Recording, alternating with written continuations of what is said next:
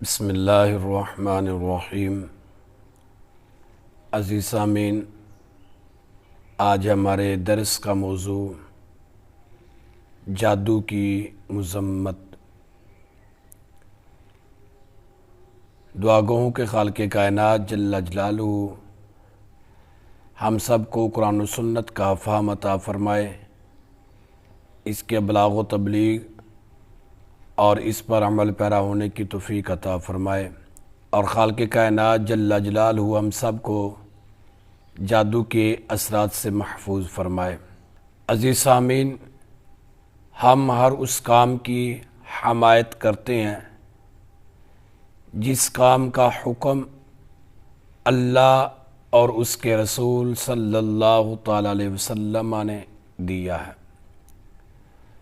اور ہر اس کام کی مخالفت کرتے ہیں کہ جسے اللہ اور اس کے رسول صلی اللہ تعالیٰ علیہ وسلم نے منع کیا ہے۔ ہمارا ماحول مختلف قسم کی بیماریوں کا گڑھ بن چکا ہے۔ اس میں کچھ بیماریاں اعتقادی ہیں اور کچھ بیماریاں عملی ہیں، اور دن بدن وہ بیماریاں ماحول میں زیادہ سے زیادہ پھیلتی جا رہی ہیں۔ عملی بیماریوں میں ایک بیماری وہ جادو کی بیماری ہے۔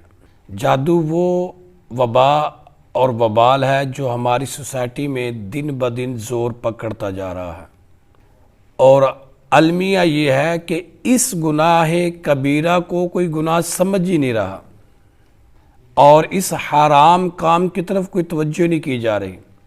اللہ تعالیٰ کے فرامین اور رسول اللہ صلی اللہ تعالیٰ علیہ وسلم کے ارشادات کو پس پشت ڈال کر بندہ اس دھندے میں گرفتار ہو چکا ہے۔ یا تو بندہ خود کر رہا ہے یا کسی سے کروا رہا ہے، کسی نہ کسی طریقے اس دھندے میں مبتلا ہے۔ ایسے میں ضروری ہے کہ ہمارے پاس جو نسخہ کیمیا قرآن مجید برہان رشید موجود ہے نا، تو اس کی رہنمائی میں اس مسئلے کے جو پہلو ہیں ان کو زیر باس لایا جائے۔ قرآن و سنت کی روشنی میں مومن کا اس سلسلہ میں جو کردار ہے اس کو اجاگر کیا جائے۔ سب سے پہلے یہ بات اپنے ذہنوں میں رکھیے گا کہ جادو کی دو قسمیں ہیں۔ ان دو قسموں میں پہلی قسم ہے تخیل۔ اب یہ تخیل کون سی قسم ہے؟ کیا اس کا حقیقت میں کوئی تعلق بھی ہے کہ نہیں؟ آئیے گا سب سے پہلے اس کی تعریف پڑھتے ہیں، پھر اس کے بعد اس کے حکم کو اجاگر کرتے ہیں۔ فرماتے ہیں الخداع و تخیلات لا حقیقت لہا۔ فرماتے ہیں کہ جادو کی پہلی قسم تخیل ہے جس کا حقیقت کے ساتھ کوئی تعلق ہی نہیں ہوتا، وہ محض خیال ہی خیال ہوتا ہے۔ اور قرآن مجید برہان رشید میں اس قسم کا ذکر بھی موجود ہے کہ جب پیارے موسیٰ علیہ السلام اور فرعون کے جادوگروں کے درمیان مقابلہ ہوا نا، تو انہوں نے اپنی رسیوں کو پھینکا تو وہ رسییں سانپ بن کر چلنے لگی۔ اب یہ ایک وہم تھا، ایک خیال تھا، حقیقت کے ساتھ اس کا کوئی تعلق ہی نہیں ہے۔ خالق کائنات جل جلالہ فرماتا ہے یخیل الیہ من سحرہم انہا تسعی۔ ان کے جادو کی وجہ سے آپ کو یہ خیال دیا گیا کہ وہ رسییں دوڑ رہی ہیں۔ ان میں تخیل کے الفاظ موجود ہیں، حقیقت میں ایسا نہیں ہوتا، یہ شبدہ بازیاں ہیں۔ ہوتا کیا ہے؟ سحروا اعین الناس، جو جادوگر ہوتا ہے نا وہ لوگوں کی آنکھوں کو باندھ دیتا ہے، اس کا حقیقت کے ساتھ کوئی تعلق نہیں ہوتا۔ اور دوسری قسم خرق عادت۔ یہ کون سی قسم ہے؟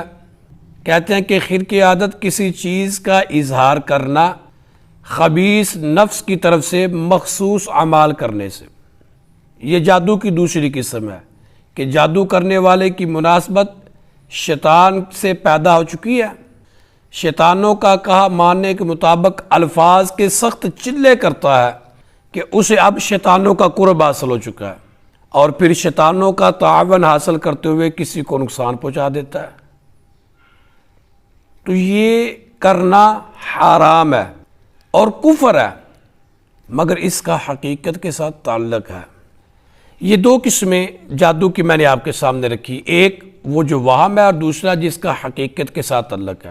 اب آئیے گا حدیث مبارکہ سے اپنے موضوع کو تقویت اور نکھار دیتے ہیں۔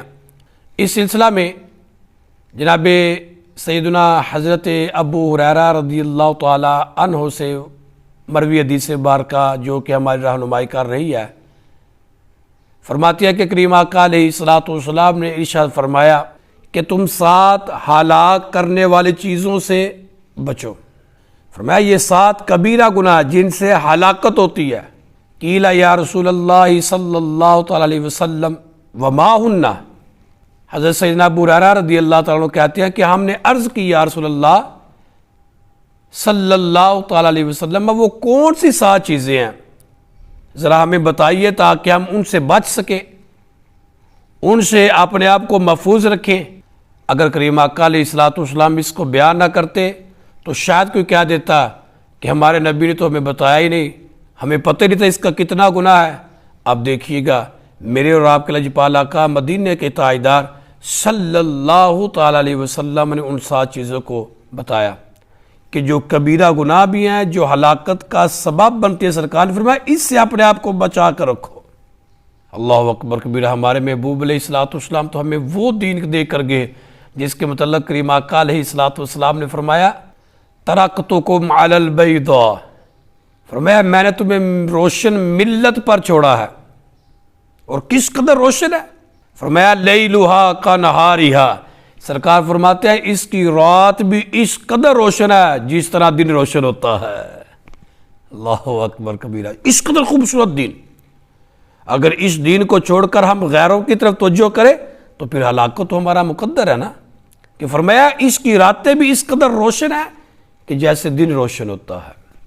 اللہ اکبر، اس قدر خوبصورت دین مصطفیٰ کریم علیہ السلام نے ہمیں دیا۔ اب فرمایا وہ ہلاک کرنے والی جو 7 چیزیں ہیں ان میں سے پہلی ہے الشرک باللہ، اللہ کے ساتھ کسی کو شریک ٹھہرانا۔ نمبر 2 فرمایا السحر، جادو۔ میرے اور آپ کے لجپال آقا صلی اللہ تعالی علیہ وسلم نے فرمایا یہ جادو ہے نا، یہ بھی ہلاک کرنے والوں میں سے ہے۔ آج انسان کے سامنے شرک بہت بڑا بوجھ ہے، انسان آگ میں جانا تو پسند کرے گا مگر شرک نہیں کرے گا، اور یہ مومن کی شان ہے کہ وہ شرک سے محفوظ رہتا ہے۔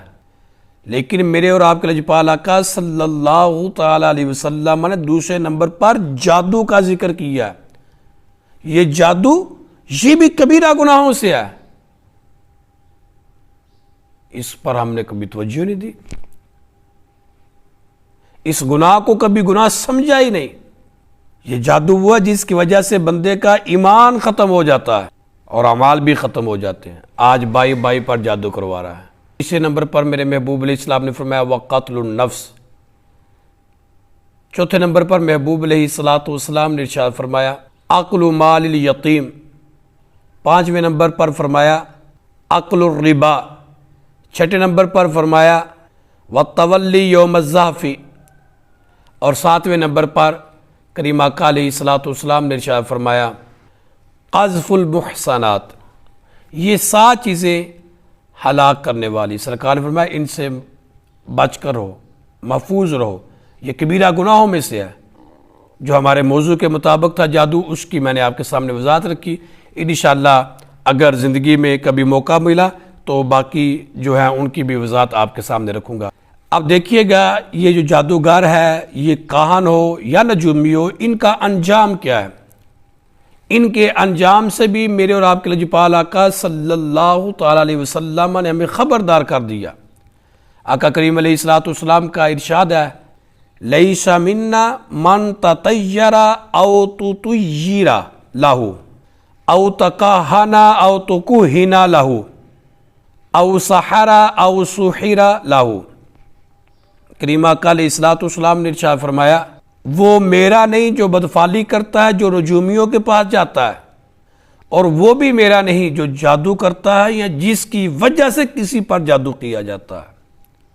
اللہ اکبر، یہ کس قدر کریم آقا علیہ الصلوۃ والسلام نے واضح الفاظ میں فرما دیا۔ فرمایا وہ میرا امتی نہیں، اس سے بیزاری کا اعلان کر دیا۔ وہ 1000 دعویٰ کرتا رہے کہ میں کریم آقا علیہ الصلوۃ والسلام کا امتی ہوں، وہ 1000 مرتبہ کہ میں مسلمان ہوں، مگر کریم آقا علیہ الصلوۃ والسلام نے فرمایا وہ میرا نہیں ہے، اس کا میرے ساتھ کوئی تعلق ہی نہیں ہے۔ کیوں؟ اس لیے کہ جس شریعت کو میں لے کر آیا اور جس سے منع کیا گیا وہ اس سے باز نہیں آیا، لہٰذا میں اس سے بیزاری کا اعلان کرتا ہوں۔ کیوں؟ کہ تو امتی میرا ہے اور جاتا نجومیوں کے پاس ہے، ان سے اپنی قسمت معلوم کرواتا ہے۔ فرمایا میں تم سے بری ہوں۔ عزیز سامنے یہ دیکھیں کس قدر سخت الفاظ میرے اور آپ کے لجپال آقا صلی اللہ تعالی علیہ وسلم نے ان کے بارے میں کہا ہے۔ جو جادو کرے یا جادو کروائے، جو نجومی کے پاس جائے، جو بدفعلی کروائے۔ عزیز سامنے یہ مختصر سے وقت میں نے آپ کے سامنے جادو کی قسمیں اور 2 حدیث مبارکہ آپ کے سامنے رکھی، جس سے ہمارے موضوع کو مزید نکھار بھی حاصل ہوا۔ انشاءاللہ عز و جل اسی موضوع کو آگے لے کر چلیں گے اور کل اسی کو اپنا موضوع سخن بنائیں گے۔ خالق کائنات جل جلالہ ہم سب کو احکام شرعیہ پر چل کر زندگی گزارنے کی توفیق عطا فرمائے، جو کچھ سنا اس پر عمل پیرا ہونے کی توفیق عطا فرمائے، جادو جیسی نحوست سے ہم سب کو خالق کائنات جل جلالہ محفوظ فرمائے۔ وآخر دعوایا عن الحمد للہ رب العالمین۔